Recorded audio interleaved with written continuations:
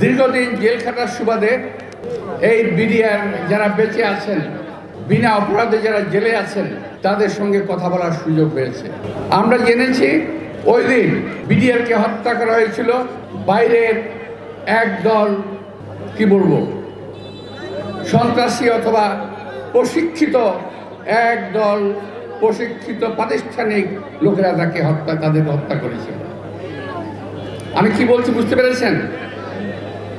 প্রশিক্ষিত এবং প্রাতিষ্ঠানিক লোক, একটি বাহিনীর লোক, যারা এই দেশে থাকে না, এই দেশের লোক তারা নয়। বিদেশ থেকে এনে আমার দেশের বিডিআরের 57 জন অথবা 52 জন সেনা অফিসারকে হত্যা করা হয়েছিল। দুর্ভাগ্যজনক সত্যি এই সেনা হত্যার বিচার আজও হলো না। যাদের বিচার হচ্ছে এবং হয়েছে, অনেকের ফাঁসির আদেশ নিয়ে জেলে আছেন, তারা সকলেই নির্দোষ, তারা কেউ দোষী নয়।